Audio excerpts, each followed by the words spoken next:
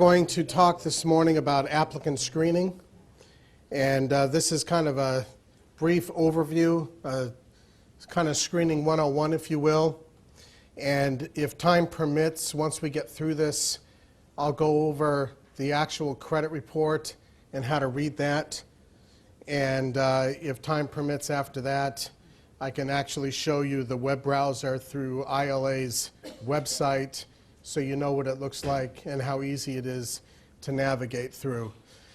I believe some of you are already using that site, so you're familiar with it.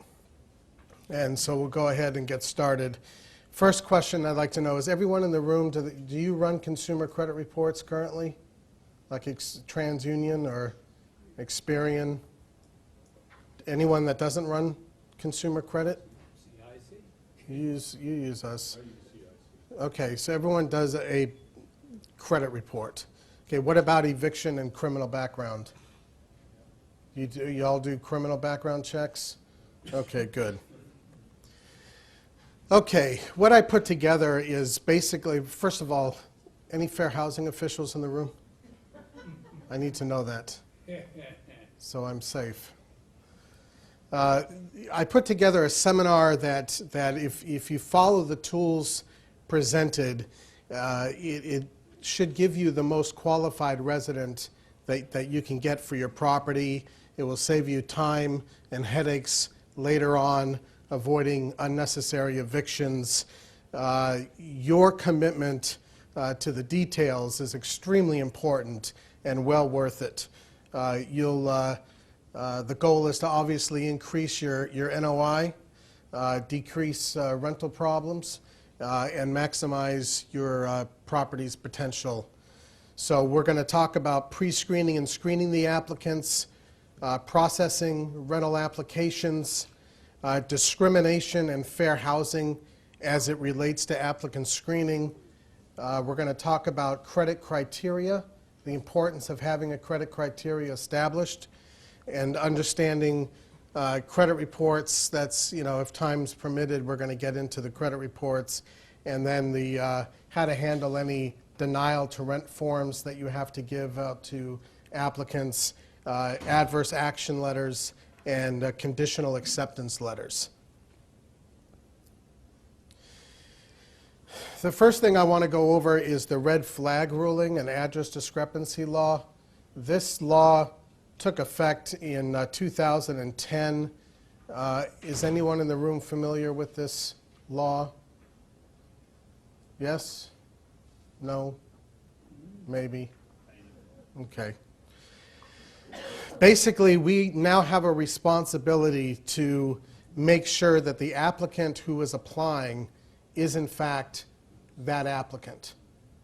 And you've got to prove that that is your applicant. And this was handed down by the Federal Trade Commission through the Fair and Accurate Credit Transaction Act of 2003. And basically, the red flag warnings are going to be Social Security numbers that do not match. I mean, things that you'll probably pick up already and notice on the credit report. Social Security numbers, different names, different addresses that do not match what they put down on the rental application. So you really want to watch out for the red flags, because you have a federal law now in place to make sure that you're protecting the consumer. Dan, can I just interrupt you? Yeah. What I heard you say was that if somebody gives us an application and there's things on the application don't match with the credit report, then we need to go ahead and report on them? No. You have no duty under the law to report any fraud. Okay. What you have a duty is that if you cannot determine, if you do not determine that that applicant is in fact your actual applicant, then you must deny the applicant. You cannot accept them. Okay? Part of the law is you have to create, you must establish and follow a written procedure which spells out which actions will be taken to check the applicant's identity and verify the applicant's identity.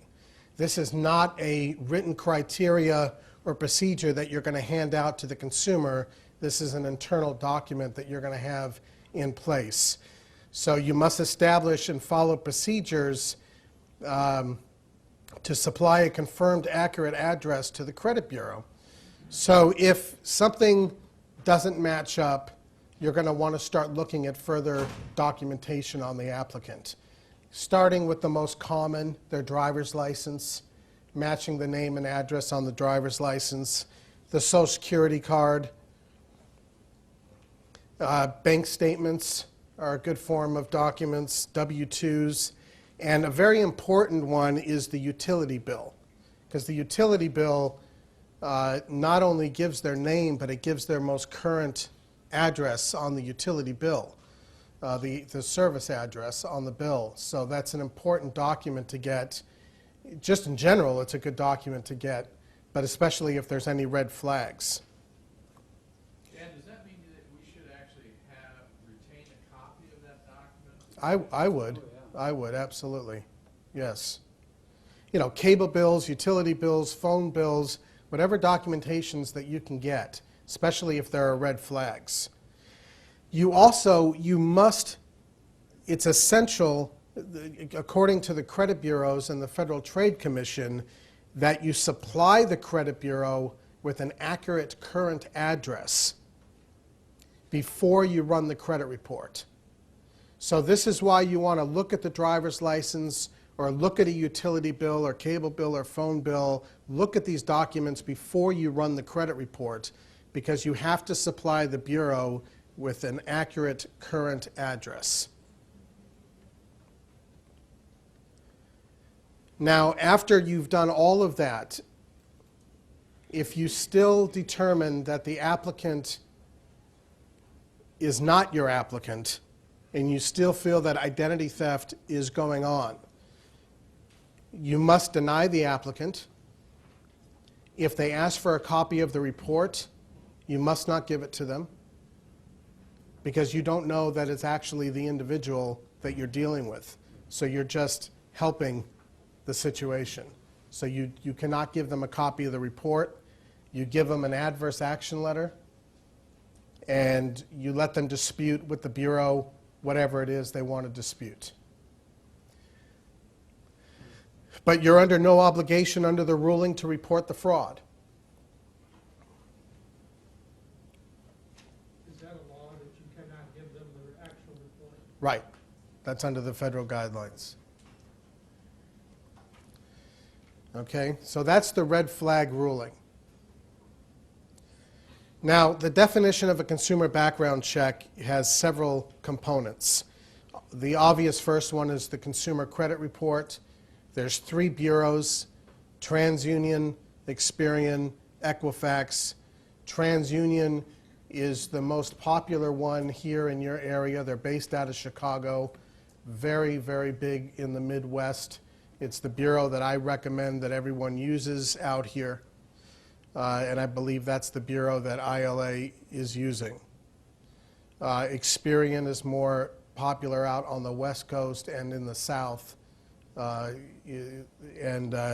Equifax is good on the East Coast and the South and the Pacific Northwest. The tenant screening report, the eviction report, we have, CIC has a database of over 35 million eviction records throughout the country. It grows every day. We can report back 7 years is the statute of limitations that we can report evictions. And we report everything: filings, judgments, property damage cases, and nuisance cases. Anything that becomes a matter of public record will be reported through our system. The check writing verification, when you run your credit reports through our system, if you provide a driver's license on the website, we will let you know at no additional charge whether or not they have any NSFs, if they have any outstanding checks. And we use CheckScan, which is what all the banks and grocery stores use to verify that somebody does not have NSFs. What do you use for verifying NSFs? The driver's license? Yeah. We have reference verification reports where we can actually make the phone calls for you and verify the employment and tenancy information. And then the criminal reports, we have, on the criminal reports, we have arrest records, we have misdemeanors, felonies, wants and warrants, sex offenders. It goes through a multiple of databases. It checks OFAC, International Interpol, Most Wanted, terrorists, all sorts of information that you want to know about. And hopefully it never comes up, but they're out there. Dan, before you leave this slide, I just want to reference number 1 up there again. Using TransUnion, as Dan said, and the distinction between the other 3 there at TransUnion. The association has routinely provided the what's categorized as an inspection without charge, and that's required by any one of the 3 up there to get you set up to use to get the credit reports, and that's like a $75 value. And in comparison, Experian and Equifax, you have to have an annual inspection, and there is no option of having the association do that inspection for you. You have to pay a fee to have an independent company come out and review your security and all this business before they will grant you the information. But that's under TransUnion, that's all provided in the package. Under Iowa Landlord Association, TransUnion is all provided in the package when you set up. So it works out to be a much better deal. Dan, I don't think it'll run without a driver's license number. No, it will. It will. Yes. How do you get around it? How do you do it then? You just make sure you don't enter the state or the driver's license, and you make sure that the check scan isn't checked in the box. I had some that wouldn't. If you have trouble, give me a call, okay? And let me take a look at it. But you shouldn't have any trouble. So when we get to consumer credit reports, there's a lot of information to look for. Obviously, we talked about name and address. You want to make sure everything matches. Social Security warnings, whether the social is valid or not, you want to make sure the Social Security number is valid. Security alerts, if there's any security alerts reported by the Bureau, there'll be a phone number on that security alert, and you must call that phone number that's provided. Employment information will be listed on the credit report, and then you get into the meat of the report, the profile summary, how many positives and negatives they have, public records, tax liens, bankruptcies, and civil judgments will be listed there. Collection accounts, which is not on this list, will also be listed in a separate section. So utility bills that they owe, phone bills, cable bills, things like that will be listed, bless you, on the collection accounts. And if you see a lot of utility bills, phone bills and cable bills, utility bills, and no eviction, it's a good indication that they may have skipped somewhere. So you want to make sure that you keep an eye out on those collection accounts and see what the original creditor is and start asking some questions. So then it gives you revolving debt. Revolving debt is going to be your Visa, MasterCards, anything that will be a revolving amount, or installment debt could be a car loan or a student loan, any set installment debt that they're going to have to pay each month. Mortgages, of course. Foreclosures is a big thing, especially in my state of California. So, you'd watch out with, most people are ignoring foreclosures today. They're basically giving them a break. I don't know how it is out here, but in California, I know a lot of people are ignoring foreclosures, just like some time ago, people started ignoring bankruptcies when that became the fad. Monthly payments, high credits, balances, any comments and inquiries will show up. The one thing that does not show up on a consumer credit report are the evictions. So keep that in mind. Eviction filings do not show up on a consumer credit report. Only money judgments as a result of an eviction will show up on a credit report, and that happens on an average about 8%. So 8% of all evictions actually go to a money judgment. So if you're not running an eviction report in and of itself, you're missing 92% of all the filings that are out there. So just keep that in mind when you're running your background checks. And then what to look for in the, more red flags, insufficient income, too many obligations for the income, so if their debt ratio is too high, you want to keep an eye on that. Unpaid collection accounts, and then pattern of late payments or NSF checks. Some people use scoring models, and the scoring model will let you know whether or not somebody has been accepted or denied based on your preset criteria. So I don't know if anyone is using a scoring model in this room, or if you're just going off of the report and making up your own decision based on your own criteria. Kind of like what the insurance company uses, like if you have a 700 or a 400? Well, this is not like a FICO score. It takes your criteria, and then the computer calculates, based on your criteria, whether or not you're going to approve or deny the applicant. And that deny or approved actually shows up on the report. And so it basically makes the decision for you. And that way you don't have to worry about any fair housing issues. It removes all the subjectivity away from you and onto the report. CIC allow you the option of doing that? Yes. Dan, can you define that just a little bit, the parameters you're talking about? Well, there's multiple triggers. So whatever your rental criteria is, whatever you're using now, we will take that criteria, download it into our system, and when you run the report, it will look at all facets of the credit report, the eviction report, the criminal report, and based on your criteria, the computer will make the decision.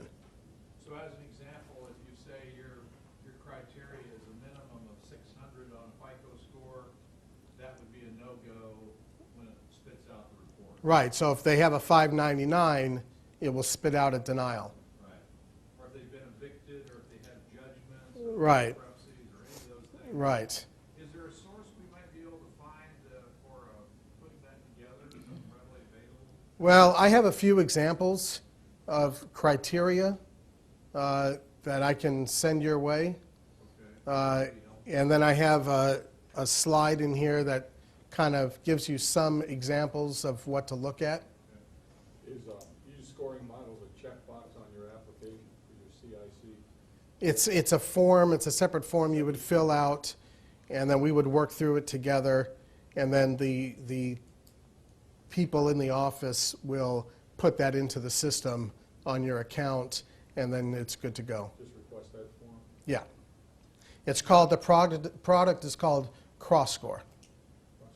We do have some members that use that concept in selecting their applicant or selecting their applicants. And the whole issue is one of legality and fairness. So it might be something that we all should be taking a look at. You said it's cross what? CrossScore. Now, if you have to deny an applicant, you cannot just verbally tell the applicant they're denied. You can tell them verbally that they're denied, but you must follow it up in writing. You must use an adverse action letter. You must use a denial to rent form. And that form must be mailed out within 3 days of your final decision. You've got 3 days. Even a conditional acceptance, you must send out a conditional acceptance form within 3 days of your decision. So you're saying here it's not a good idea to discuss the reason, but does that mean you don't need to put that into writing? No, you don't need to discuss why they're being denied. You would have on the denial to rent form, you'll have a box that's either consumer credit, other, and then it gives them our name, address, and phone number, and they call us, and we do the dispute handling for you. So we'll look at the report, and we'll have a pretty good idea why they were denied. Why can't you just call? Because federal law requires that everything in a denial or adverse action must be done in writing. Just like any credit card, just like any bank loan, any type of denial or adverse action requires written notice. But you can call them too.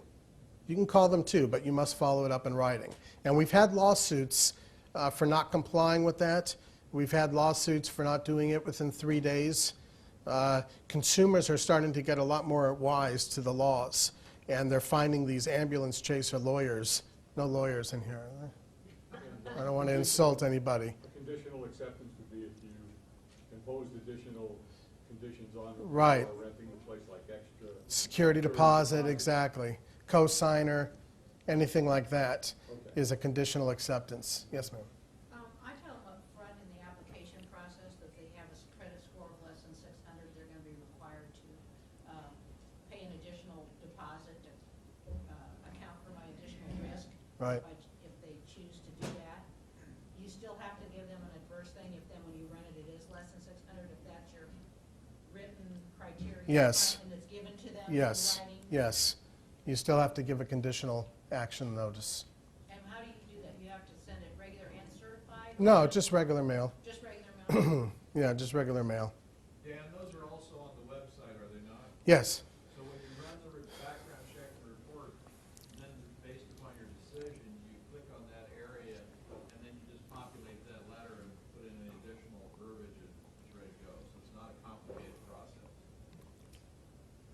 Right. So we're going to get into a little bit of the guidelines, and I'm going to give some examples of different types of criteria that to look for. You know, I've always said that the screening process begins the moment you establish contact with an applicant, whether it's in person or over the phone. So from a fair housing standpoint, I always like to think of it as feel like you're being shopped by a fair housing official. Always be consistent. Always say the same thing with every applicant. Never deviate from what your normal standard policy and procedure is. Don't make exceptions of the rule for anybody, because you never know who's on the other end of that phone.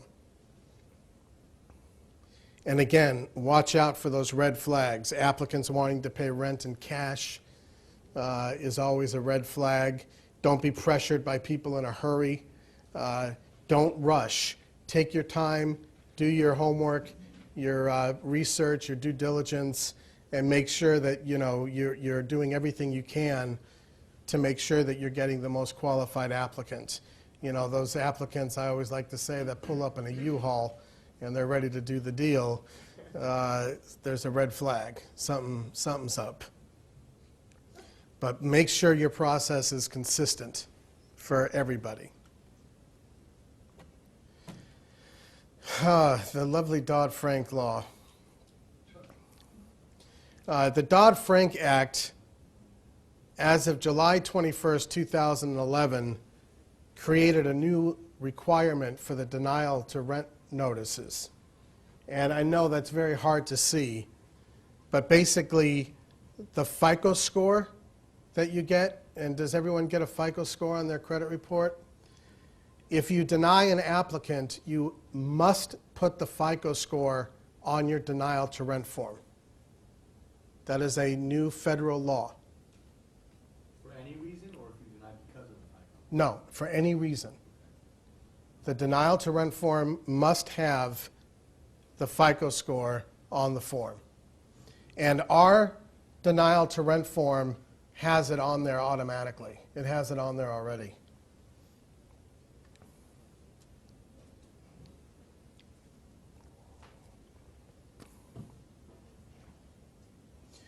So, establishing your non-discriminatory screening criteria, you want to focus on tenancy history requirements, consumer credit, income standards, residency and employment references, and occupancy guidelines. That should be the minimum. And then this is a list, I hope you can see that okay, of just things to think about when you're creating your criteria. So, I'll go through this relatively quickly. Income requirements, everyone usually does three times the amount of rent. Some are doing 2.5. I've seen some go as low as 2. Length of employment, they want to see a certain amount of employment. Length of residency, watch for those gaps. If there's a 7-year gap, you want to make sure those 7 years weren't spent in prison. So watch out for those gaps. Debt to income ratio, unpaid collection accounts, the NSFs we talked about, bankruptcies, Chapter 7s versus 13s. What would you rather take? What's your comfort level? Chapter 13, they're paying a court trustee every month. Takes 5 years to pay off. A Chapter 7 is a straight liquidation, so their debt is wiped out completely. They can't file again for 8 years, so they cannot file if they're a resident.